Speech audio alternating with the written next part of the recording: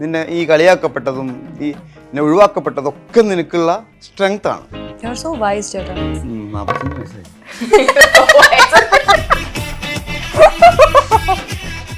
ഒരു ഇന്റർവ്യൂവിനിടെ ഫോണ് വലിച്ചെറിഞ്ഞത് വൈറലായിരുന്നു. ഇപ്പൊ വയനാട്ടിലുണ്ടായ പ്രശ്നങ്ങൾ കേട്ടില്ലേ, അത്രയും അതിലും വലിയ വേദനയാണ് ആളുകൾക്ക് ഞാൻ ഫോൺ വലിച്ചെറിഞ്ഞത്. ചിന്തിച്ചിരുന്നോ ഈ ഫോൺ എറിയേണ്ടിയിരുന്നില്ല? ഞാൻ ആ കുട്ടീനെ വലിച്ചെറിഞ്ഞില്ലല്ലോ. ആ കുട്ടീനെ വലിച്ചെറിയാണെങ്കിൽ ഭയങ്കര രസമായിരിക്കും അല്ലേ? പക്ഷെ കരാട്ടെ സിനിമയിൽ ഹെൽപ്പ് ചെയ്തിട്ടുണ്ടായിരുന്നു. ഉണ്ട് ആൾക്കാരെ പ്രതിരോധിക്കാൻ. വായനോ ആളുകൾ പിന്നാലെ വരുന്ന ആളുകൾ എന്നൊന്നും ഇടിച്ചു എല്ലൊടിക്കും, അങ്ങനെയെങ്കിലും ഒന്ന് ടച്ച് ചെയ്യും.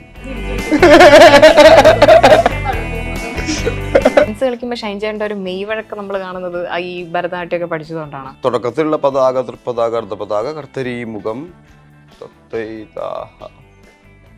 I know Nila is very small, but I think she is my bestie.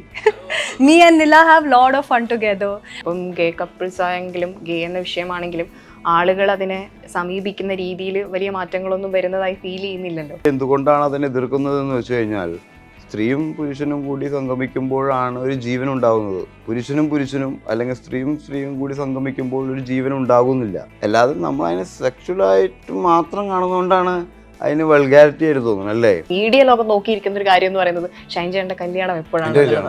ഞാനിപ്പോ ഒരു കൊച്ചായിട്ട് കല്യാണം കഴിക്കാനുള്ള പരിപാടിയില്ല. കൂടെയുള്ളത് ഷൈൻ ടോം ചക്കവും അതുപോലെ തന്നെ ദീപ്തിയാണ്. നമസ്കാരം രണ്ടുപേർക്കും. നമസ്കാരം.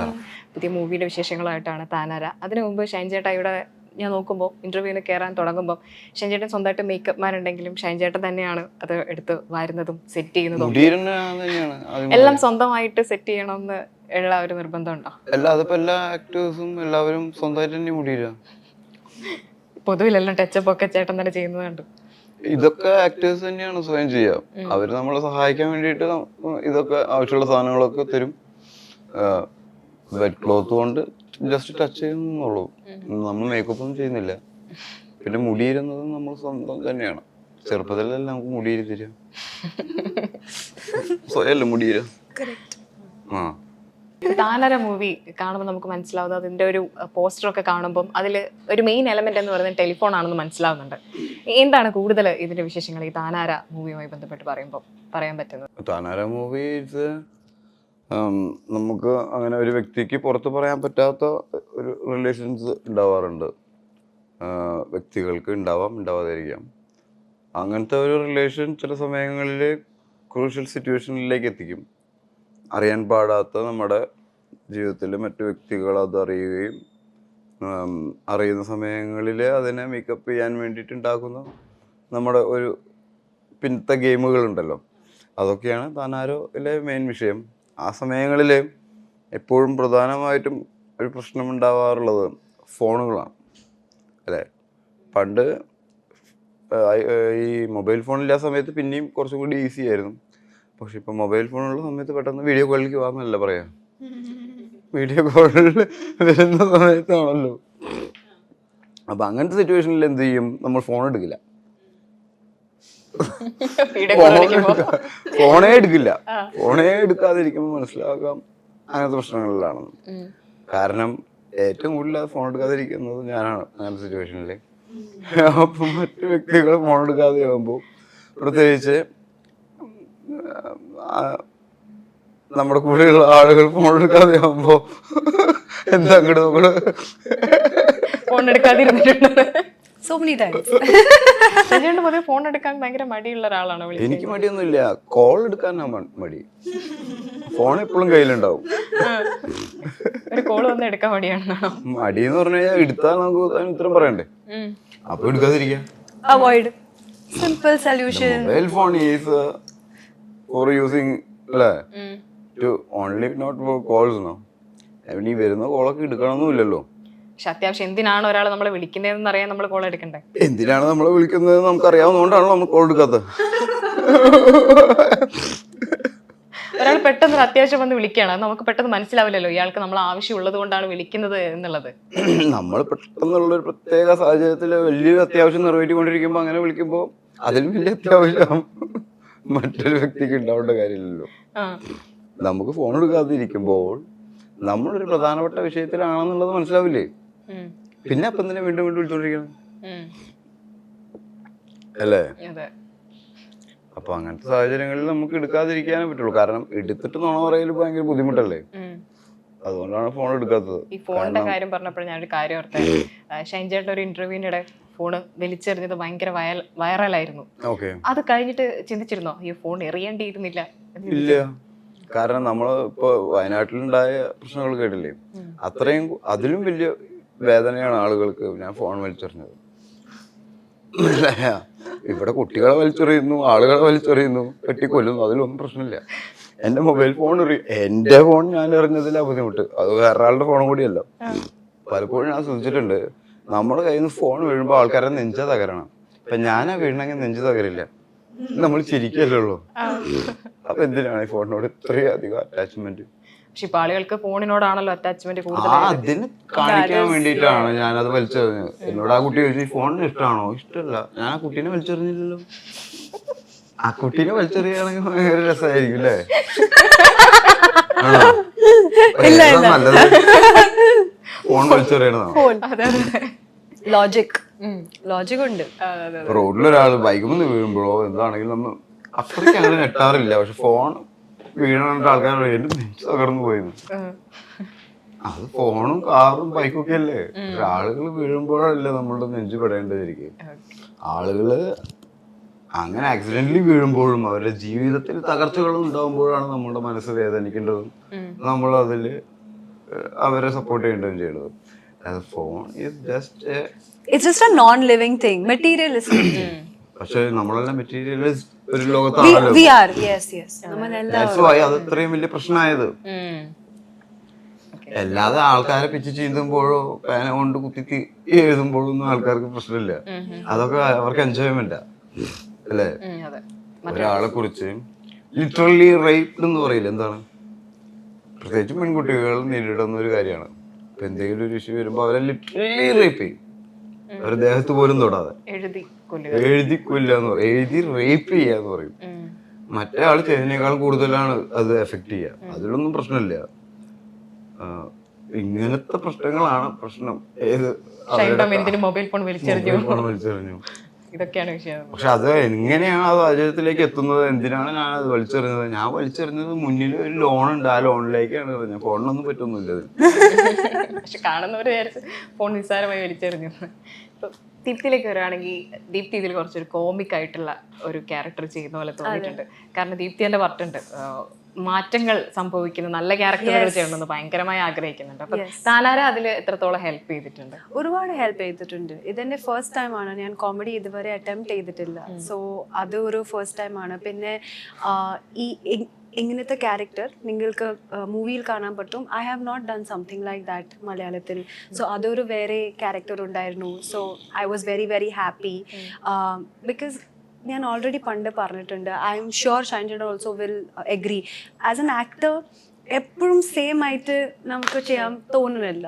പിന്നെ നമുക്ക് ആസ് എൻ ആക്ടർ നമ്മുടെ range, acting range, if we want to show it to the people, നമുക്ക് അങ്ങനെ തന്നെ ഡിഫറെൻ്റ് ആയിട്ടുള്ള വെറൈറ്റി ഉള്ള ക്യാരക്ടേഴ്സ് വേണം, ഓപ്പർച്യൂണിറ്റി വേണം. Actors can only survive if they get good opportunity.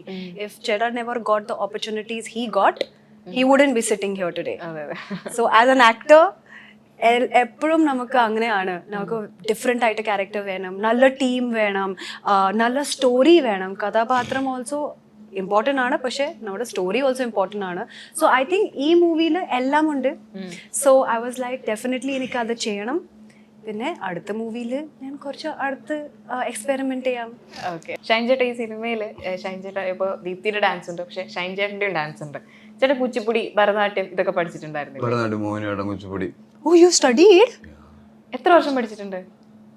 I started learning from fourth, fifth, sixth, seventh, eighth, ninth. 4 years or fourth standard? Fourth standard, from fourth standard. Nice. അത് youth ഫെസ്റ്റിവലിന് വേണ്ടിയിട്ടായിരുന്നു? Youth ഫെസ്റ്റിവലിന് വേണ്ടിയിട്ട് നമ്മൾ പഠിക്കുന്നത് എന്തിനാ വെച്ച് കഴിഞ്ഞാൽ സിനിമയിൽ വരാൻ. പണ്ട് യൂത്ത് ഫെസ്റ്റിവലുകൾ സ്റ്റേജുകളിൽ നിന്നാണ് ആളുകൾ സിനിമയിലേക്ക് വന്നിരുന്നത്. അന്ന് വേറെ പ്ലാറ്റ്ഫോംസ് ഒന്നുമില്ല. You know now I'm trained in Bharatanatyam. No. I've done 10 years. I finished my Arangetham. From Mumbai. Where? Kalakshetra style? Yeah, Kalakshetra. Exactly, Kalakshetra. Kalakshetra in Chennai. There is Kalakshetra style. In Mumbai also. Kalamandalam style. Yeah. both styles are there. Both styles are there, yes. They each other tell that's Kalashatra style, this Kalamandala style. Yes. So dance കളിക്കുമ്പോൾ ഷൈൻ ചേട്ടൻ്റെ ഒരു May വഴക്കം നമ്മൾ കാണുന്നത് ഈ ഭരതനാട്യമൊക്കെ പഠിച്ചതുകൊണ്ടാണ്. Classical dance പഠിച്ചതുകൊണ്ടാണ് May വഴക്കം ഉണ്ടാവുന്നത്. ഏതൊരു ഡാൻസറിനും ഡാൻസ് ഈസി ആവുന്നതും അതിന്റെ സ്റ്റൈലിനനുസരിച്ച് മാറാൻ പറ്റുന്നതും ക്ലാസിക്കൽ പഠിക്കുന്നത് കൊണ്ടാണ്. അതാണ് ഒരു ഡാൻസിന്റെ ബേസിക് പഠനം. Yeah. ക്ലാസിക്കലായി പഠിക്കുമ്പോൾ നമ്മൾ ശാസ്ത്രീയ നൃത്തം എന്നാ പറയുന്നത്. ശാസ്ത്രീയമായിട്ട് നൃത്തം പഠിക്കുമ്പോൾ നീ ശാസ്ത്രീയമായി നൃത്തം പഠിച്ചിട്ടുണ്ടോ എന്ന് ചോദിക്കുന്നതിൽ നമ്മളൊരു കളിയാക്കലുണ്ടെങ്കിൽ കൂടി ശാസ്ത്രീയമായി പഠിക്കുക എന്ന് പറഞ്ഞു കഴിഞ്ഞാൽ അതിന്റെ കണക്കനുസരിച്ച് പഠിക്കുക എന്നുള്ളതാണ്. അതായത് അതിന്റെ ഒരു കൈ ഇപ്പോ ഭരതനാട്യത്തിൽ ഇങ്ങോട്ട് എടുക്കുന്നുണ്ടെങ്കിൽ അതേ അളവിലും ഇതിലും ഇങ്ങോട്ട് എടുക്കണം. മനസ്സിലായ? ഒരേ ഫോമില് ആവണം. അതിനൊരു കണക്കുണ്ട് ശാസ്ത്രീയമായിട്ടുള്ള. മുദ്രകളൊക്കെ ഓർക്കുന്നുണ്ട്. നമ്മൾ ശാസ്ത്രീയമായി പഠിച്ചത് നമ്മൾ ഒരിക്കലും മറക്കില്ല. പിന്നെ മുദ്രകള് ഒരുപാട് മുദ്രകൾ ഉണ്ടെങ്കിലും നമ്മള് തുടക്കത്തിലുള്ള പതാക, തൃപ്പതാക, അർദ്ധപതാക, കർത്തരി, മുഖം പറഞ്ഞിട്ടുള്ള സംഭവം നമുക്ക് അതില് വ്യത്യാസങ്ങൾ അല്ലെങ്കിൽ അവസാനമൊക്കെ ആകുമ്പോഴേക്കും ഇത്തിരി തെറ്റും വരുമെങ്കിലും നമുക്ക് ആ ഒരു ഓർഡർ നമ്മൾ എല്ലാ ദിവസവും പഠിക്കുന്നത് കാരണം. പക്ഷേ ഓണസ്റ്റ്ലി ക്ലാസിക്കൽ ഡാൻസ് ഫോംക്ക് പ്രാക്ടീസ് വേണം. You need to practice it continuous. അതിനാണ് ശാസ്ത്രീയമായിട്ട് പഠിക്കാന്ന് പറഞ്ഞത്. Daily practice. പിന്നെ ഒന്ന് കളിച്ചു നോക്കണമെന്ന് ഇപ്പോഴൊന്നും തോന്നിയിട്ടില്ലേ ഭരതനാട്യം? ആക്ച്വലി ഞാൻ ഭരതനാട്യം കളിച്ച് ഭരതനാട്യത്തിൽ സ്പെഷ്യലൈസ്ഡ് ആവാൻ വേണ്ടിയിട്ടല്ല ഇതൊന്നും ചെയ്യുന്നത്. ഭരതനാട്യം മോഹിനിയാട്ടം കുച്ചിപ്പുടി ഇത് ഈ കോമ്പറ്റീഷൻസ് ഒക്കെ യുവജനോത്സവങ്ങളിലുണ്ട്. ഭരതനാട്യം മോഹിനിയാട്ടം കുച്ചിപ്പുടി. അപ്പൊ ഇതൊക്കെ പഠിക്കുമ്പോൾ മോണാക്ട്, കഥാപ്രസംഗം, പ്രച്ഛന്നവേഷം ഇങ്ങനത്തെ കോമ്പറ്റീഷൻസിൽ പങ്കെടുക്കുന്ന ഒരാളാണ് അല്ലെങ്കിൽ കലാപ്രതിഭ, കലാതിലകമാവുക. അവരെയാണ് നോട്ടീസ് ചെയ്യപ്പെടുക. ഇപ്പൊ സംസ്ഥാന സ്കൂൾ യുവജനോത്സവത്തിലൊക്കെ എത്തുന്നു. അവിടെ നിന്ന് സിനിമയിലെ ഡയറക്ടേഴ്സ് നോട്ട് ചെയ്യുകയും സ്കൂൾ യുവജനോത്സവ വേദിയിൽ നിന്ന് സിനിമയിലേക്ക് എന്നുള്ള വാർത്തകളൊക്കെ കാണുന്നതുകൊണ്ട് നമുക്ക് സിനിമയിലേക്ക് എത്തണം എന്നുള്ള ആഗ്രഹം ചെറുപ്പത്തിലേ ഉള്ളത് കൊണ്ടും അഭിനേതാവാൻ നമ്മൾ ഇതെല്ലാം അഭ്യസിക്കുന്നു. അതിനു വേണ്ടിയിട്ടുള്ള പഠനങ്ങളാണ് ഇതൊക്കെ. അല്ലാതെ ഭരതനാട്യത്തിൽ സ്പെഷ്യലൈസ് ചെയ്യാൻ വേണ്ടിയിട്ടല്ല. പിന്നെ ഇതെല്ലാം ഒരു ആക്ടറിനെ വളരെയധികം ഹെൽപ്പ് ചെയ്യുന്ന കാര്യങ്ങളാണ്. നൃത്തം, താളലയങ്ങൾ സംഗമിക്കുമ്പോഴാണ് ആക്ടർക്ക് കൂടുതൽ ഈസി ആവുന്നത് അഭിനയം. അതായത് താളം ഡാൻസിലൂടെ ലയവും അല്ലെങ്കിൽ പാട്ടിലൂടെയും ഒക്കെ സംഭവിക്കുമ്പോൾ പാട്ടും ഡാൻസുമാണ് മെയിൻ ആയിട്ട് ഒരു ആക്ടറിന് വേണ്ട ബേസ് സാധനങ്ങൾ. എനിക്ക് ഭീഷ്മപർവത്തിൽ ആ ഒരു ഇങ്ങനെ എടുക്കുന്ന സാധനം മെയ് വഴക്കൊക്കെ കിട്ടിയത് തന്നെ ഈ ഒരു ക്ലാസിക്കലായിട്ട് പഠിച്ചത് കൊണ്ടായിരിക്കാം. ക്ലാസിക്കലായിട്ട് പഠിക്കുന്നത് ഏത് ഡാൻസ് ഫോമിനും, അതായത് ക്ലാസിക്കലായിട്ട് പഠിക്കുന്നവന് പിന്നെ ഏത് ഡാൻസ് ഫോം അറിയാൻ പറ്റും എന്നുള്ളതല്ല, പിന്നെ അത് കാണിച്ചു തരുമ്പോൾ കുറച്ച് ഈസി ആയിട്ട് സ്റ്റെപ്സ് ക്യാച്ച് ചെയ്യാനും അത് നമുക്ക് റീപ്രൊഡ്യൂസ് ചെയ്യാനും പറ്റും. അല്ലെങ്കിൽ കുറച്ച് ബുദ്ധിമുട്ടായിരിക്കും. കാരണം നമ്മൾ തത്തൈ താഹ മുതൽ പഠിക്കാണല്ലോ. തത്തൈ താഹ അല്ലേ? അത് ഡെയിലി ചവിട്ടി പഠിക്കണം. ഡെയിലി. അതുപോലെ കരാട്ടെ, ഈ ഡാൻസ് പറഞ്ഞ പോലെ കരാട്ടെ ബ്ലാക്ക് ബെൽറ്റ് അല്ലേ? കരാട്ടെ ബ്ലാക്ക് ബെൽറ്റ് അല്ലല്ലോ ഇപ്പൊ ഇല്ല, പക്ഷെ ലൈഫിലുണ്ട്. അതും ഈ സിനിമയിൽ വരണം എന്നുള്ള ആഗ്രഹം കൊണ്ടാണല്ലേ കരാട്ടെ പഠിക്കുന്നതെന്ന്? അങ്ങനെയാണ് ഞാൻ പറഞ്ഞതുപോലെ കേട്ടെ. സിനിമയിൽ ആവശ്യം വരുമെന്ന് വെച്ച് കരാട്ടെ പഠിച്ചു. ഇല്ല, ഞാൻ കരാട്ടെ എന്റെ സ്കൂൾ ഫോർത്ത് സ്റ്റാൻഡേർഡിൽ പഠിച്ചിട്ടുണ്ട്. ദാറ്റ് ഈസ് ബിക്കോസ് എന്റെ അച്ഛൻക്ക് അങ്ങനെ ആഗ്രഹം ഉണ്ടായിരുന്നു. ഞാൻ ഒറ്റമോളാണ്, എന്റെ അമ്മ ആൻഡ് അച്ഛൻ. So they wanted me to do everything. My mom wanted me to learn dancing. അതുകൊണ്ടാണ് ഞാൻ ഭരതനാട്യം, കഥക് പഠിച്ചു. കഥക് പഠിച്ചോ? Yes. And എന്റെ അച്ഛൻ ഇങ്ങനെ കളിക്കുന്നതാണോ? അല്ല, ഇങ്ങനെ. So Kathak is like Hindustani form. Kathak This is more exotic dance, no? അത് കഥകല്ല, വേറൊരെണ്ണം. Odissi. But that is also different. I think you're talking about belly dancing, Chada. Belly dance അല്ല. ഞാൻ പറയുന്നത് that's classical ആയിട്ടുള്ള ഡാൻസ് ഉണ്ടായിന്. കഥക്കല്ല, വേറൊരു dance form. ഏത്? കുച്ചിപ്പുടി. കുച്ചിപ്പുടി അല്ല, Kuchipudi is ശാസ്ത്രീയ. It's also ശാസ്ത്രീയ. Yeah. കഥക് ശാസ്ത്രീയ നൃത്തമാണോ? അല്ല. No, it's like, yeah. Bharatanatyam, Kuchipudi, മോഹിനിയാട്ടമൊക്കെ ശാസ്ത്രീയമായിട്ട്. It's more, yeah. പക്ഷെ കരാട്ടെ സിനിമയിൽ ഹെൽപ്പ് ചെയ്തിട്ടുണ്ടായിരുന്നു. ആൾക്കാരെ പ്രതിരോധിക്കാൻ വായുമോ ആളുകൾ പിന്നാലെ വരുന്ന ആളുകൾ. പിന്നെ അതെ അത് ഡെഫിനറ്റ്ലി ഹെൽപ്പ് ആവും. സിനിമയിൽ വരണം അച്ഛൻ പഠിക്കും. സിനിമയിൽ വരാൻ വേണ്ടിട്ട് അമ്മ ഭരതനാട്യം പഠിക്കാൻ പറഞ്ഞു. അച്ഛൻ പറഞ്ഞു എന്നാ മോള് സ്വയരക്ഷയ്ക്ക് വേണ്ടി കരാട്ടെ പഠിച്ചു. അതെ അതെ കറക്റ്റ് അങ്ങനെ ആയിരിക്കും ചിലപ്പോ. വെറുതെ പറയാൻ നമ്മൾ ആരെങ്കിലും ഉപദ്രവം നേരിട്ടിട്ടില്ലല്ലോ. ഇല്ല ഇല്ല ഓഫ് കോഴ്സ് നോട്ട് ചേട്ടാ. അല്ലെങ്കിൽ ഐ വുഡ് ഹാവ് കരാട്ടേഡ് യു. ഈ സ്റ്റണ്ട് സീനൊക്കെ വരുന്ന സമയങ്ങളിലൊക്കെ ഓണസ്റ്റ്ലി അങ്ങനെ ഐ എം ഷുവർ ആ സമയത്ത് എന്റെ അച്ഛൻ പ്രതീക്ഷിച്ചിട്ടില്ല. കാരണം my dad never knew I wanted to be an actor. ഞാൻ വെറുതെ like one day when I was like some I think modelling ചെയ്തില്ലല്ലോ. but I did it only I did modeling only when modeling I came you to did for to get into the movies. അല്ല it just happened ചേട്ടാ. I'm a little taller no, so in Bombay I got scouted. പിന്നെ അങ്ങനെ കുറച്ച് തുടങ്ങി. And എൻ്റെ school Xavier's ആയിരുന്നു. Saint Xavier's in Bombay വളരെ famous സ്കൂളാണ്. ഒരുപാട് നമ്മുടെ സ്കൂൾ കോളേജ് ഫെസ്റ്റിന് we get a lot of opportunities to perform dance skit എല്ലാം. So I was in the modeling team. അങ്ങനെ തുടങ്ങി. സ്കൂളിൽ മോഡലിംഗ് ഉണ്ടോ? ഇല്ല കോളേജ് ഫെസ്റ്റ്. സോ ആ സമയത്ത് മോഡലിംഗ് അങ്ങനെ തുടങ്ങി. ആൻഡ് ദെൻ മിസ് ഇന്ത്യയുടെ ടീം എൻ്റെ കോളേജിൽ വന്നു for campus selection. So that's how I did Miss India എല്ലാം. പിന്നെ ആക്ടിങ് ആയി. ബട്ട് ഐ ഡോണ്ട് തിങ്ക് എൻ്റെ അച്ഛനക്ക് അങ്ങനെ ഉണ്ടായിരുന്നു. But he just wanted me to know self defence I think. But now I love it. I love the fact that I know karate. കാരണം I want to do action films. ഞാൻ പറഞ്ഞു എനിക്ക് variety ഉള്ള films ചെയ്യാൻ ഒരുപാട് ആഗ്രഹമുണ്ട്. So hopefully next we can do an action film. ഇഷ്ടിക പഠിച്ചിട്ടുണ്ടോ? ഇഷ്ടിക ഇല്ല. ഇഷ്ടിക എങ്ങനെ വെച്ചിട്ട്? നോ. ഓട്. That's just breaking. ഓട് little bit they practice. I was very small no. ആരെങ്കിലും ഇടിച്ച് എല്ലാം ഇടിച്ചിട്ടുണ്ടോ? അങ്ങനെ ഞാൻ ചെയ്തിട്ടില്ല ഇതുവരെ. ചെയ്യാൻ ചാൻസ് കിട്ടിയാലോ? ചെയ്യും. എന്നൊന്നും ഇടിച്ചു എല്ലാം ഇടിക്കും. അങ്ങനെയെങ്കിലും ഒന്ന് ടച്ച് ചെയ്യും. ഒന്ന് ഇടിച്ചു നോക്കാം. ഷൈൻചേട്ടൻ തടുക്കും നോക്കാം. ഷൈൻചേട്ടൻ ഈ പെർഫെക്ഷന്റെ കാര്യം പറയുമ്പോ ഷൈൻചേട്ടനെ കുറിച്ച് പറഞ്ഞു കേട്ടിട്ടുള്ള ഒന്ന് അമിത് ചേച്ചിന്റെ പടത്തില് വന്നപ്പോ ആ പടത്തില് ഈ ഡ്രസ്സ് ചുളിയാണ്ടിരിക്കാൻ വേണ്ടിയിട്ട് ഇരിക്കാൻ പോലും ചേട്ടൻ കൂട്ടാക്കിയിരുന്നില്ല. അത്രയും പെർഫെക്ഷൻ ചേട്ടന്റെ ഡ്രസ്സിൽ പോലും ആവശ്യമായിരുന്നു എന്ന് പറഞ്ഞു കേട്ടിട്ടുണ്ട്. അങ്ങനെ ഒരു പെർഫെക്ഷൻ വല്ലാതെ നോക്കുന്ന ഒരാളാണ്. അല്ല ആ ഡ്രസ്സിങ് അങ്ങനെയാണ്. നമ്മൾ രാവിലെ ഡ്രസ്സ് ചെയ്ത് കഴിഞ്ഞാൽ അത് വൈകുന്നേരം വരെ ഷൂട്ട് ഉണ്ടാവില്ല.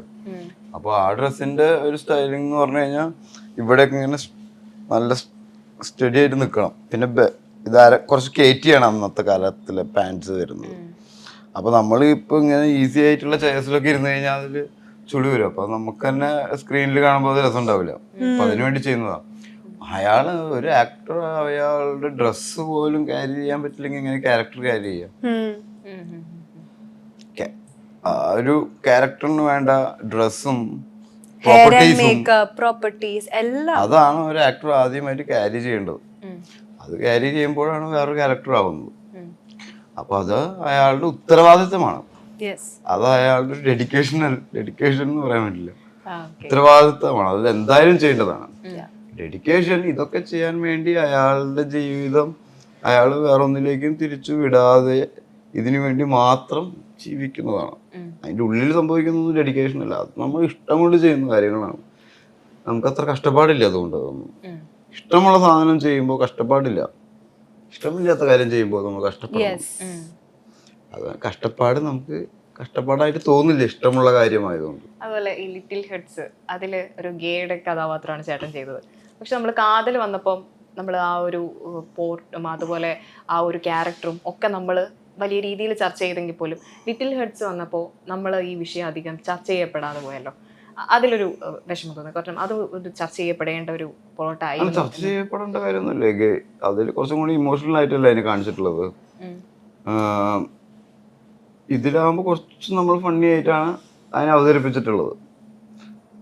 നമ്മൾ അത്ര എല്ലാ കാലത്തും ഇതിങ്ങനെ ഭയങ്കര ഗൗരവമായിട്ട് ചർച്ച ചെയ്യേണ്ട കാര്യമില്ലല്ലോ. ഒരിക്കൽ തുടങ്ങി വെച്ച് കഴിഞ്ഞാൽ പിന്നെ ആ ഗൗരവം കുറയാൻ വേണ്ടിയിട്ടാണല്ലോ ഇതിങ്ങനെ വീണ്ടും വീണ്ടും വരുന്നത്. പക്ഷെ അങ്ങനെ ഗൗരവം കുറയ്ക്കേണ്ട ഒരു വിഷയമാണോ? ഇപ്പം ഗേ കപ്പിൾസ് ആയെങ്കിലും ഗേ എന്ന വിഷയമാണെങ്കിലും ആളുകൾ അതിനെ സമീപിക്കുന്ന രീതിയിൽ വലിയ മാറ്റങ്ങളൊന്നും വരുന്നതായി ഫീൽ ചെയ്യുന്നില്ലല്ലോ. നമ്മുടെ വീട്ടിൽ നമ്മുടെ അടുത്തുള്ള ആളുകളിൽ സംഭവിക്കുമ്പോഴാണല്ലോ നമുക്കിത് വലിയ വിഷയമാവുന്നത്. അല്ലാതെ സിനിമയിലും കഥയിലും സംഭവിക്കുമ്പോൾ അത്ര വലിയ വിഷയമല്ല. അത് അങ്ങനത്തെ ടേസ്റ്റ് ഉള്ളവരും അങ്ങനത്തെ താല്പര്യമുള്ളവരെയും നമ്മൾ നമ്മുടെ സമൂഹത്തിൽ നിന്നും നമ്മുടെ കുടുംബത്തിൽ നിന്നും നമ്മുടെ ഇടയിൽ നിന്നും ഒഴിവാക്കപ്പെടാതിരിക്കാൻ വേണ്ടിയിട്ടാണത്. അല്ലാതെ അത് കൂടുതലായിട്ട് ഉണ്ടാവാൻ വേണ്ടിയിട്ടല്ല. ആക്ച്വലി എന്തുകൊണ്ടാണ് അതിനെ എതിർക്കുന്നത് എന്ന് വെച്ച് കഴിഞ്ഞാൽ സ്ത്രീയും പുരുഷനും കൂടി സംഗമിക്കുമ്പോഴാണ് ഒരു ജീവൻ ഉണ്ടാകുന്നത്. പുരുഷനും അല്ലെങ്കിൽ സ്ത്രീയും കൂടി സംഗമിക്കുമ്പോൾ ഒരു ജീവൻ ഉണ്ടാകുന്നില്ല. മനസ്സിലായ? അതൊരു നെഗറ്റീവ് പോസിറ്റീവ് എനർജീസ് കൂടി ചേരണ്ടേ? അപ്പോൾ എന്ത് സംഭവിക്കും? ഇത് കൂടുതലായിട്ട് സംഭവിക്കുമ്പോൾ എന്താണ് ഭൂമിയിൽ സംഭവിക്കുക?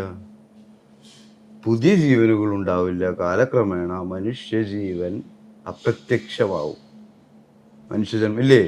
പക്ഷെ ഈ ഒരു സംഭവം എടുക്കുമ്പോൾ ആളുകൾ പറയുന്നത് ഈ പലപ്പോഴും ഈ ഗേ ആയിട്ടുള്ള ഒരാളെ നിർബന്ധിച്ച് കല്യാണം കഴിപ്പിക്കുക, അതൊക്കെ ഒരു വലിയ വിഷയത്തിലേക്ക് പോകും. അതൊരു വലിയ വിഷയത്തിലേക്ക് പോകും. അതുകൊണ്ടാണ് പറഞ്ഞത് നമ്മൾ കല്യാണം കഴിക്കുമ്പോൾ ഒരു ആണിനോട് ചോദിക്കേണ്ടത് തനിക്ക് സ്ത്രീകളിൽ അട്രാക്റ്റഡ് ആണോ, ഇൻട്രസ്റ്റഡ് ആണോ എന്നുള്ള ചോദ്യം ചോദിക്കണം. ഒരു സ്ത്രീയോട് ചോദിക്കണം തനിക്ക് പുരുഷനോട് ഇൻട്രസ്റ്റഡ് ആണോ എന്ന്. ഇത് രണ്ടും ഇൻട്രസ്റ്റഡ് അല്ലാത്ത ആൾക്കാരെ കല്യാണം കഴിപ്പിച്ചിട്ടുള്ള പ്രശ്നം അല്ല. ഒന്നുകിൽ അവർ സൈക്കോളജിക്കലി അവരെ ട്രീറ്റ്മെൻറ്റ് അല്ലെങ്കിൽ അതിൻ്റെതായ രീതികളിലേക്ക് നമ്മൾ കൊണ്ടുപോകണം, അല്ലെങ്കിൽ അവരുടെ ഇഷ്ടത്തിന് വിടണം, അല്ലേ? ഇതിപ്പോൾ ഒരു ആണിനും പെണ്ണിനും പ്രായപൂർത്തി ആയതുകൊണ്ട് കല്യാണം കഴിപ്പിക്കല്ലേ? അവർക്ക് അങ്ങോട്ടും ഇങ്ങോട്ടും താല്പര്യം വരണ്ടേ? ഓപ്പോസിറ്റ് ജെൻഡറിനോട് അല്ലെങ്കിൽ ലിംഗത്തിനോട് തന്നെയാണ് താല്പര്യം എന്ന് അറിയണ്ടേ? ഈ സംഭവം നമ്മൾ ആരും ചോദിക്കുന്നില്ലല്ലോ. നമ്മൾ ജോലിയും പിന്നെ ക്വാളിഫിക്കേഷനും സ്വത്തും ഒക്കെ അല്ലേ ചോദിക്കുന്നുള്ളൂ. അപ്പോൾ അങ്ങനത്തെ ചോദ്യങ്ങളും കാര്യങ്ങളൊക്കെ ഇനിയെങ്കിലും ഉണ്ടാവാൻ വേണ്ടിയിട്ടാണ് ഇങ്ങനത്തെ ചിത്രങ്ങൾ ഉണ്ടാവുന്നത്. അതിപ്പോൾ ആ പടം കാണുന്ന ഒരു വ്യക്തിക്ക് തോന്നിയാൽ, ഒരു ഒറ്റ വ്യക്തിക്ക് തോന്നിയാൽ അത് അത്രയും നല്ലത്. എല്ലാ സമൂഹം കൂട്ടാളഞ്ഞിരുന്ന് ഉച്ചയ്ക്ക് ഭക്ഷണം കഴിച്ചിട്ട് ചിന്തിക്കേണ്ട കാര്യമൊന്നുമില്ല. ഇത് വളരെ ആദ്യകാലം മുതലേ ഉള്ളതാണ്. ഗേ ആണെങ്കിലും ലെസ് ആണെങ്കിലും ഒക്കെ, അല്ലേ? ഇപ്പൊ അടുത്ത് ഇന്നലെയും ഞാൻ തുടങ്ങിയതല്ലല്ലോ.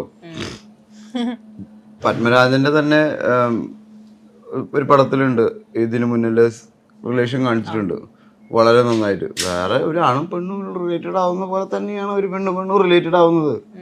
അല്ലാതെ നമ്മൾ അതിനെ സെക്ഷുവലായിട്ട് മാത്രം കാണുന്നതുകൊണ്ടാണ് അതിന് വൾഗാരിറ്റി ആയിട്ട് തോന്നുന്നത്, അല്ലേ?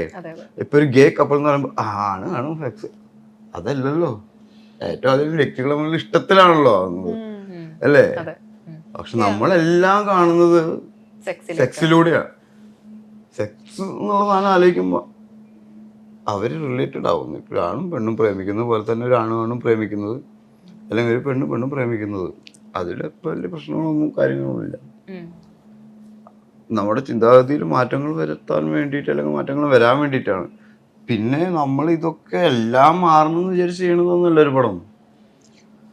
ഒരു ഇൻട്രസ്റ്റിംഗ് ആയിട്ടുള്ള സ്റ്റോറി വരുമ്പോൾ ആ സ്റ്റോറിയിൽ ഇങ്ങനത്തെ ക്യാരക്ടേഴ്സ് വരുമ്പോൾ അതിൽ വ്യത്യാസങ്ങൾ വരുത്താനും സിറ്റുവേഷൻസിൽ വ്യത്യാസം വരുന്നതും കൊണ്ടുമാണ് അത് നമ്മൾ ചെയ്യുന്നത്. അല്ലാതെ ആ പടം കണ്ടിട്ട് ഇപ്പം എല്ലാവരും ഗേ ആവണമെന്നൊന്നും പറയാൻ പറ്റില്ല, വേണ്ടിയിട്ടല്ലാന്ന്. ദീപ്തി ആദ്യ പടം എനിക്ക് ശേഷം വല്ലാതെ ടൈപ്പ് കാസ്റ്റ് ചെയ്യപ്പെടുന്ന പോലെ തോന്നിയിട്ടുണ്ടോ? നീ എപ്പോഴും ബോൾഡ് ആയിട്ടുള്ള ക്യാരക്ടറാണ് ദീപ്തിക്ക് യോജിക്കുക എന്ന് ചിലർ തന്നെ പ്രെഡിക്റ്റ് ചെയ്യുന്നത് പോലെ ഫീൽ ചെയ്തിട്ടുണ്ടായിരുന്നോ? എപ്പോഴും ഫീൽ ചെയ്യും. And I want to break that. അങ്ങനെയില്ല, എനിക്ക് നീന അങ്ങനത്തെ ഒരു ക്യാരക്ടർ ആ സമയത്ത് കിട്ടി. ആൻഡ് ഞാൻ പ്രതീക്ഷ പോയിട്ടില്ല നീന എനിക്ക് വേണ്ടി എത്രത്തോളം വർക്ക് ആവും. ഇല്ല, I just wanted to be an actor. എനിക്കൊരു നല്ല ഓപ്പർച്യൂണിറ്റി കിട്ടി. അതിൻ്റെ ശേഷം ഞാൻ ഒരു മൂവി സെറ്റ് ഫർഗെറ്റ്, ഒരു ആഡിൻ്റെ സെറ്റും ഞാൻ കണ്ടിട്ടില്ല. സോ എൻ്റെ ഫസ്റ്റ് ടൈം ഞാൻ ക്യാമറ കണ്ടു, ഡയറക്ടർ കണ്ടു. അങ്ങനത്തെ I was very small also. I had no idea what was happening. പക്ഷേ ഇപ്പോൾ എനിക്ക് ബെറ്റർ ഐഡിയ ഉണ്ട്. ആൻഡ് ഡെഫിനറ്റ്ലി ആ സമയത്ത് എനിക്ക് തോന്നി, ഇതുവരെ ചിലപ്പം തോന്നും ദാറ്റ് ആൾക്കാർക്ക് especially in the industry they feel ഞാൻ ബോൾഡ് റോൾസേ ചെയ്യുള്ളൂ, അല്ലെങ്കിൽ എൻ്റെ look or anything will only go for bold roles. പക്ഷെ അങ്ങനെയല്ല. ആസ് ആക്ടേഴ്സ് നമ്മൾ ഒരുപാട് എങ്ങനെ പറയാം, V are suppose to change ആ ക്യാരക്ടർ. ഒരു പടത്തിൽ ചെയ്ത പോലെ ആയിരിക്കില്ല അടുത്ത പടത്തിൽ ചെയ്യാൻ ഭയങ്കര ഡിഫറെന്റ് ആയിട്ടുള്ള ആൻഡ് ഒരു ക്യാരക്ടർ മാത്രം എൻ്റെ ആക്ടിങ്ങിൽ നമുക്ക് ആ ക്യാരക്ടറിൻ്റെ പറ്റി നമുക്ക് പറയാൻ പറ്റില്ല. It's my costume, my hair and makeup, എല്ലാം ചേരുന്നതാണ് ഒരു ക്യാരക്ടർ വരികയാണ്. സോ ഐ ഫീൽ എനിക്ക് ആ if I get that hair and makeup, that ആ രീതി എനിക്ക് ചെയ്യാൻ പറ്റും. പക്ഷേ ഹോപ്പ്ഫുള്ളി അത് ഞാൻ ബ്രേക്ക് ചെയ്യും. But that is one bad thing like most of the actors face. ഞാൻ മാത്രമല്ല, ഒരുപാട് ആക്ടേഴ്സാണ് അങ്ങനെ ഫേസ് ചെയ്യാറുണ്ട്. പിന്നെ സ്ത്രീകൾക്ക് അതിനുള്ള സാധ്യത പുരുഷന്മാരെക്കാൾ വളരെ കുറവാണ്. ക്യാരക്ടർ ഭയങ്കര ഡിഫറെന്റ് ആയിട്ടുള്ള ചെയ്യാൻ. പുരുഷന്മാർക്ക് പിന്നെയും ഉണ്ട് അതിനുള്ള അവസരങ്ങൾ. മെയിൽ ആക്ടറിന് പിന്നെയും ചാൻസസ് കിട്ടും ഡിഫറെന്റ് ആയിട്ടുള്ള ചെയ്യാൻ. 100%. ലൈക്ക് ഞാൻ എപ്പോഴും പറയും, you know Kangana Ranaut, right? So Kangana Ranaut won the national award for fashion. ആ സമയത്ത് she played like a drug addict fashion model. പിന്നെ she got a national award for queen. ക്വീനിൽ she played like a Punjabi girl from a very small Chandigarh household, like ഒരു innocent ആയിട്ടുള്ള character. But just see the range. That's how an actor should be looked at. ഇനി അതിലും കൂടുതൽ റേഞ്ചുള്ള വേറെ actors ഉണ്ട്. പെനലോപ്പ് cruise എന്ന് പറഞ്ഞൊരു actress, Oh yes, Spanish actress. അവരുടെ ഓരോ ക്യാരക്ടേഴ്സ് എടുത്ത് നോക്കിക്കഴിഞ്ഞാൽ ബോഡി ലാംഗ്വേജിൽ വരെ ഡിഫറൻസ് ഉണ്ട്. Meryl Streep. പക്ഷെ അതൊക്കെ വളരെ അപൂർവമായിട്ട് അങ്ങനത്തെ ഫീമെയിൽ ക്യാരക്ടേഴ്സ് ഉണ്ടാവുന്നുള്ളൂ. അധികവും അവർ സെയിം ടൈപ്പ് കാസ്റ്റ് സംഭവങ്ങളാണ് കൂടുതൽ അവർ ചെയ്യുന്നത്. കാരണം അങ്ങനത്തെ കഥകളാണ് വരുന്നുള്ളൂ. അങ്ങനെ ഓപ്പർച്യൂണിറ്റി ഇഫ് വി ഗെറ്റ്, പിന്നെ നമുക്ക് നമ്മുടെ കഴിവ് കാണാൻ പറ്റും. നമ്മൾക്ക് ആഗ്രഹം ഉണ്ടായിട്ട് കാര്യമില്ലല്ലോ, സമൂഹത്തിലും നമ്മുടെ ഇൻഡസ്ട്രിയിലും സംഭവിക്കണമല്ലോ. ഷൈൻ ചേട്ടൻ കുറച്ചുകൂടി സെലക്റ്റീവ് ആവുന്നുണ്ടോ? ഇപ്പോൾ സിനിമകൾ കുറച്ച് ചെയ്യുന്നത് കുറയുകയാണോ, അങ്ങനെ സെലക്ട് ചെയ്തെടുക്കുകയാണോ ഇപ്പോൾ മൂവീസ്? നമ്മൾ പൊതുവെ പടങ്ങൾ ഒരുപാട് ചെയ്യുമ്പോൾ വരുന്നതിനനുസരിച്ച് ഇങ്ങനെ ചെയ്തു പോയിരുന്നു. ഇപ്പൊ നമ്മൾക്ക് കുറച്ചും കൂടി കൂടുതൽ ഡേയ്സ് വേണ്ടി വരും, അല്ലെങ്കിൽ കുറച്ചും കൂടി സമയം വേണ്ടി വരും ചില പടങ്ങൾക്ക്. അപ്പൊ പൊതുവെ ബാക്കിയുള്ള പടങ്ങളുടെ പൊതുവിലൊരു കമന്റ് വരുന്നതെന്ന് പറഞ്ഞാല് ആദ്യം ഇറങ്ങിയ പോലെയല്ല, അല്ലെങ്കിൽ ആദ്യം കാണുന്നത് പോലെയല്ല, ഷൈനിൽ ചില മാറ്റങ്ങൾ സംഭവിക്കുകയാണ്. അതായത് നമ്മളിപ്പോൾ ഇന്റർവ്യൂവിനൊക്കെ കാണുന്ന അതേ ശൈലിയിൽ തന്നെയാണ് ഷൈൻ അഭിനയിക്കുന്നത്. ഒരു ആവർത്ത വിരസത, ഒരു ആവർത്തനം തോന്നുന്നു എന്നൊക്കെ പറഞ്ഞ കമന്റുകൾ. ലൈഫ് ഈസ് ലൈക്ക് ആവർത്തനമല്ലേ? നാളെ എന്താ സംഭവിക്കുക? ആവർത്തനം ഒരേ ശൈലി. Day night day night day night day night day night. ഈ ഡേ നൈറ്റ് ഉള്ളത് വേറെ ദിവസത്തിനെ പറ്റി പറഞ്ഞു. പക്ഷെ ഈ കഥാപാത്രങ്ങൾ ചെയ്യുമ്പോൾ കഥാപാത്രങ്ങളിലും ഈ ആവർത്തനം വരുന്നത് കൊണ്ട് ഒരു ആക്ടർ ഒരേ സമയത്ത് ചെയ്യുന്ന സംഭവങ്ങളാണല്ലോ. നമ്മൾ 3-4 വർഷം എടുത്തിട്ട് ചെയ്യണ സംഭവമല്ലല്ലോ മറ്റേ ഹോളിവുഡിൽ ചെയ്യണ പോലെ. നമ്മൾ രാത്രി ഒരു പടം ചെയ്യുന്നു, രാവിലെ ഒരു പടം ചെയ്യുന്നു, 2 ദിവസം കഴിഞ്ഞാൽ വേറെ പടം ചെയ്യുന്നു. ഇതിന്റെ ഇടയിൽ ഇത്രയധികം ഇന്റർവ്യൂസും കൊടുക്കുന്നു. അപ്പൊ എന്തായാലും ആവർത്തനം വരില്ലേ? അങ്ങനെ ഫീൽ ചെയ്യുന്നതായിരിക്കും. പിന്നെ ഒരേ ആളാണല്ലോ ചെയ്യുന്നത്. അപ്പൊ ഒരാൾക്ക് ഈ പറഞ്ഞ 4 ദിവസം കൊണ്ട് എത്ര ഡിഫറൻസ് വരുത്താൻ പറ്റും ശാരീരികമായിട്ട്, അല്ലേ? അപ്പൊ ഒരു ആക്ടർ അവന്റെ കരിയറിൽ തുടങ്ങിയ സമയത്തും അത് പിന്നെ ഭയങ്കര റഷ് ആവുന്ന സമയത്തും അതിൽ നിന്ന് അവൻ പിന്നെ സെലക്റ്റീവ് ആവുന്നതൊക്കെ അവൻ ഇവോൾവ് ചെയ്തോണ്ടിരിക്കുകയാണ്. ഓരോന്ന് ചെയ്യുമ്പോഴാണല്ലോ മനസ്സിലാവുന്നത് ഇതിങ്ങനെ ചെയ്തു കഴിഞ്ഞാലാണ് എങ്ങനെയാവുള്ളൂ, എങ്ങനെ ചെയ്യുമ്പോഴാണ് എങ്ങനെയാവുക, അല്ലെങ്കിൽ അതിനെ കറക്റ്റ് ചെയ്ത് പോകണതൊക്കെ. അപ്പൊ ഈ പറഞ്ഞ സാധനങ്ങളും മാറ്റങ്ങളും വരാതെ നടക്കില്ല. ഈ പറഞ്ഞതൊക്കെ ഇതിന്റെ ഇടയിൽ വീഴും. എല്ലാം അറിഞ്ഞിട്ട് നമ്മളെ സ്കൂളിൽ ചേർക്കുമ്പോൾ തന്നെ നമുക്ക് 10ാം ക്ലാസ് എഴുതാൻ സമയം തരില്ലല്ലോ. തരുമോ? ഇപ്പോ ചേട്ടൻ ഒരു ജയിലിലുള്ള സമയത്ത് ചേട്ടൻ പറഞ്ഞിരുന്നു, ആ സമയത്ത് പൗലോ കൊയ്ലോയുടെ ബുക്കൊക്കെ വായിച്ച് ഒരുപാട് ഇനി എങ്ങനെ ദിവസങ്ങൾ തള്ളി നിൽക്കണമെന്ന് ഒരുപാട് ആലോചിച്ചിരുന്നു. ചേട്ടൻ സിനിമ ഒരുപാട് സ്നേഹിക്കുന്ന ഒരാളാണ്, ആക്ടർ ആവണമെന്ന് ആഗ്രഹിച്ചു വന്ന ഒരാളാണ്. ആ സമയങ്ങളിലൊന്നും പേടി തോന്നിയിട്ടില്ലേ? ഇപ്പൊ ഇങ്ങനെ ജയിലിലായി, അപ്പോൾ ഈ ഒരു സമയം കൊണ്ട് തന്റെ ക്യാരക്ടറുകൾ നഷ്ടപ്പെടുമോ, സിനിമയിൽ അവസരം നഷ്ടപ്പെടുമോ? സിനിമയിൽ അവസരം നഷ്ടപ്പെടും തന്നെയാണ് ഞാൻ ഏറ്റവും കൂടുതൽ തിങ്ക് ചെയ്തിരുന്നത്. അപ്പോൾ പിന്നെ എൻ്റെ ഉള്ളിൽ നിന്ന് ഉണ്ടായിരുന്ന, എന്നെ സമാധാനിപ്പിച്ചിരുന്നത്, സിനിമയിൽ നല്ല ക്യാരക്ടേഴ്സ് മാത്രമല്ലല്ലോ, വളരെ മോശപ്പെട്ട ക്യാരക്ടേഴ്സ് ഉണ്ടല്ലോ. അതെന്തായാലും എനിക്ക് കിട്ടില്ലേ, അതിൽ കൺവിൻസ്ഡ് ആവുകയും ചെയ്യല്ലോ. അപ്പൊ എനിക്ക് 2 കിട്ടുമ്പോഴാണെങ്കിലും എനിക്ക് ഭയങ്കര മോശം സംഭവിക്കുന്ന കാണാനാണെങ്കിലും ആൾക്കാർക്ക് ഇൻട്രസ്റ്റ് ഉണ്ടാവുമല്ലോ.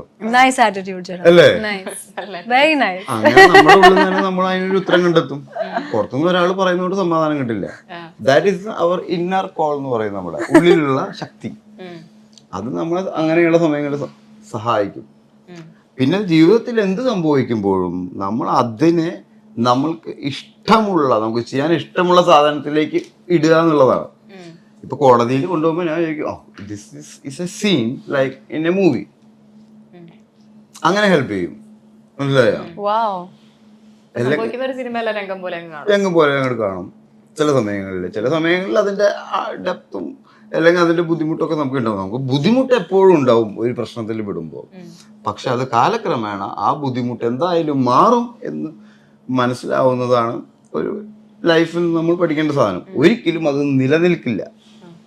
അത് സന്തോഷമാണെങ്കിലും സങ്കടമാണെങ്കിലും നിലനിൽക്കുന്നത് എപ്പോഴും നീയാണ്. നീ വിറ്റ്നസ് ചെയ്യുന്നതാണ് ഇതിനെയൊക്കെ. അപ്പോൾ കാണുന്നതിനെയും കേൾക്കുന്നതിനും എല്ലാം നിനക്ക് ചെയ്യാൻ ഇഷ്ടമുള്ളതിലേക്ക് ഇടുക. അപ്പോൾ ഇതെല്ലാം പ്രൊഡക്റ്റീവ് ആവും. അപ്പോൾ നീ ജയിലിൽ പോയതും കോടതി പോയതൊക്കെ നിനക്കുള്ള നിന്റെ സമ്പത്തുകളാണ്. നിന്നെ ഈ കളിയാക്കപ്പെട്ടതും ഈ നിന്നെ ഒഴിവാക്കപ്പെട്ടതൊക്കെ നിനക്കുള്ള സ്ട്രെങ്ത് ആണ്. മനസ്സിലായോ? You are so wise, ചേട്ടാ. So wise. 41 വയസ്സായി.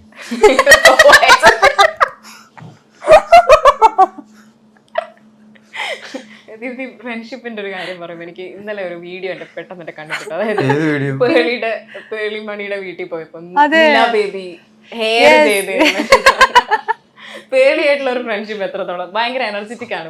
പേളിയായിട്ടുള്ള ഒരു ഫ്രണ്ട്ഷിപ്പ് എത്രത്തോളം ലൈഫില് ഐ തിങ്ക് പേളി എനിക്ക് മീറ്റ് ചെയ്തു വെൻ എൻ്റെ സെക്കൻഡ് മൂവി തൊട്ട് പേളി എനിക്കറിയാം. കാരണം ആ സമയത്ത് എൻ്റെ സെക്കൻഡ് മൂവി ആയിരുന്നു പുള്ളിക്കാരൻ സ്റ്റാർ വിത്ത് മമ്മൂക്ക. അതിൽ പേളി എൻ്റെ ഫ്രണ്ടിൻ്റെ ക്യാരക്ടർ ചെയ്തിട്ടുണ്ട്. സോ ആ സമയത്തൊട്ട് ഇതുവരെ ഐ തിങ്ക് പേളി ഈസ് ഒരുപാട് ഇൻസ്പയറിങ് ആണ് ബേസിക്കലി പേളി. ആൻഡ് ആ സമയത്ത് ഞാൻ വളരെ ന്യൂ ആയിരുന്നു. എനിക്ക് മലയാളം പോലെ ഒരു വാക്ക് I couldn't say one sentence in Malayalam. ഇത്ര ഞാൻ മലയാളം ഇപ്പോൾ പറയാനുണ്ട് ഒരു വലിയ കാര്യമാണ്. ബട്ട് മലയാളം പഠിപ്പിച്ചതും പേളിയാണോ? അങ്ങനെയൊന്നുമില്ല. ഞാൻ അമ്മ മലയാളിയാണ്, അച്ഛൻ നോർത്ത് ഇന്ത്യൻ ആണ്. സോ അമ്മക്ക് വീട്ടിൽ മലയാളം പറയാൻ പറ്റില്ല. കാരണം none of my cousins or my dad understand anything. അതുകൊണ്ട് ഞാൻ ചെറുപ്പം മുതൽ if my mom would have spoken to me in Malayalam ഇപ്പൊ നന്നായിട്ട് ഞാൻ മലയാളം സംസാരിക്കാറുണ്ടായിരുന്നു. പക്ഷേ ഹിന്ദി സംസാരിക്കില്ലല്ലോ, ഇംഗ്ലീഷ് അല്ലേ കൂടുതലും? ഇംഗ്ലീഷ് ആൻഡ് ഹിന്ദി ബോത്ത് ചേട്ടാ. We speak both at home. So അങ്ങനെ. പക്ഷേ പേളി എനിക്ക് ഒരുപാട് ഹെൽപ്പ് ചെയ്തു to tell me Malayalam cinema അങ്ങനെയാണ്, നീ അങ്ങനെ ചെയ്തോ. She is very motivational. എല്ലാവർക്കും അറിയാം പേളിയുടെ വീഡിയോസ് തൊട്ട് also. And she is very funny as a person. പിന്നെ Nila is somebody who is like I know Nila is very small, but I think she is my bestie. Me and Nila have lot of fun together. And എപ്പോഴും ഞാൻ പേളിയുടെ വീട്ടിൽ പോവും. I will be playing with Nila. പേളിക്ക് സുഖമാണ്. കാരണം she doesn't have to bother about Nila. ഞാൻ കളിക്കും. I will chill with Nila. So I think അങ്ങനെയാണ്. ആര് കല്യാണം കഴിഞ്ഞാൽ അറിയാം കുട്ടികളോടുള്ള ഇഷ്ടം. അരെ ഹൂസ് കല്യാണം അല്ല, നമുക്ക് ഈ പെൺകുട്ടികളിൽ ഞാൻ ശ്രദ്ധിച്ചുള്ള കാര്യം, കല്യാണത്തിന് മുന്നേ കുട്ടികളെ കാണുമ്പോ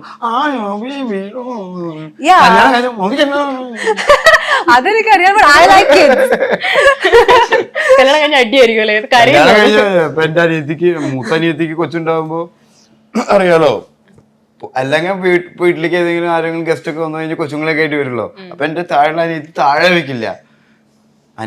മൂത്ത ചേച്ചിക്ക് കൊച്ചുണ്ടായപ്പോ നോക്കാൻ ഏൽപ്പിക്കൂലോ കൊച്ചിനെ. ആ സമയത്ത് എനിക്ക്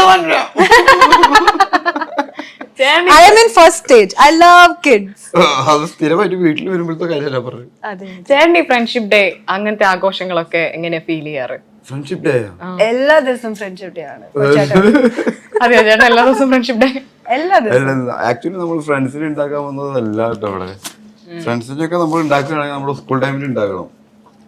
ഇവിടെ നമ്മൾ ഇഷ്ടമുള്ള താല്പര്യം, ഒരേ താല്പര്യത്തിലുള്ള ആളുകൾ ഒരുമിച്ച് വർക്ക് ചെയ്യാനാണ് വരുന്നത്. വർക്ക് ചെയ്യുന്ന സമയത്ത് നമുക്ക് സൗഹൃദത്തിലൂടെ വർക്ക് ചെയ്യണം. അല്ലാതെ സുഹൃത്തുക്കളോട് കൂടി വർക്ക് ചെയ്യണം എന്നല്ല, സൗഹൃദത്തോടുകൂടി അങ്ങനത്തെ ഒരു അറ്റ്മോസ്ഫിയറിൽ വർക്ക് ചെയ്യാൻ വേണ്ടിയിട്ടാണ് നമുക്ക് അതിനെ നമ്മൾ എടുക്കേണ്ടത്. സുഹൃത്തുക്കളെ ഉണ്ടാകാനല്ല. അപ്പൊ ഫ്രണ്ട്ഷിപ്പ് ഡേ എന്നൊക്കെ പറയുന്നത് സുഹൃത്തുക്കൾ ഉണ്ടായിരിക്കണം, സൗഹൃദം എന്താണെന്ന് അറിയണം, സൗഹൃദത്തിൽ എങ്ങനെ വർക്ക് ചെയ്യണം, എങ്ങനെ ജീവിക്കണം എന്ന് നമ്മളെ ഓർമ്മപ്പെടുത്താൻ വേണ്ടിയിട്ടാണ്.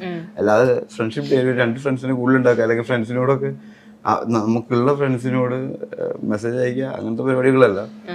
കാണുന്നവരെല്ലാവരും നമ്മുടെ സുഹൃത്തുക്കളായും വർക്ക് ചെയ്യുന്നവരെല്ലാവരും നമ്മുടെ സുഹൃത്തുക്കളായും പെരുമാറാനും വർക്ക് ചെയ്യാനും നമുക്ക് പറ്റണം. അതിനാണ് ഇപ്പൊ സിനിമ ഇൻഡസ്ട്രി നോക്കിയിരിക്കുന്ന ഒരു കാര്യം, അല്ലെങ്കിൽ സിനിമ ഇൻഡസ്ട്രി അല്ല, മീഡിയ ലോകം നോക്കിയിരിക്കുന്ന ഒരു കാര്യം എന്ന് പറയുന്നത് ഷൈൻ ചേട്ടന്റെ കല്യാണം എപ്പോഴാണ്? എന്തിനാന്നറിയില്ല, മാരേജ് ചെയ്താലല്ലേ ഒരുമിച്ച് ഇടങ്ങ് കാണുമ്പോൾ രസമുണ്ടോ അല്ലേ? എങ്ങനെ അല്ലാതെ ഒരുമിച്ച് ഇടങ്ങ് കാണുമ്പോൾ എന്തെങ്കിലും ബുദ്ധിമുട്ടുണ്ടോ? ഞാനൊരു കൊച്ചായിട്ട് കല്യാണം കഴിക്കാനുള്ള പരിപാടിയില്ല. അപ്പൊ ഒരു കൊച്ചും കൂടി ഉണ്ടെങ്കിൽ രസമല്ലേ? അല്ലെങ്കിൽ കൊച്ചുങ്ങളെ കല്യാണത്തിന് വിടുന്നില്ല എന്ന് ചോദിക്കില്ല ഒരു കൊച്ചുങ്ങൾ കുറച്ച് കഴിയുമ്പോ. ഞാൻ അയ്യോ പപ്പായുടെ മമ്മയുടെ കല്യാണത്തിന് ഞങ്ങളെ വിളിച്ചില്ലല്ലോ എന്ന് കേട്ടിട്ടില്ലേ? അപ്പൊ ആ പരാതി അങ്ങോട്ട് തീർക്കാന്ന് ചോദിക്കും. ആദ്യം കൊച്ചാവട്ടെ, കൊച്ചായിട്ട് കല്യാണം വേണ്ടി തീരുമാനിക്കാം.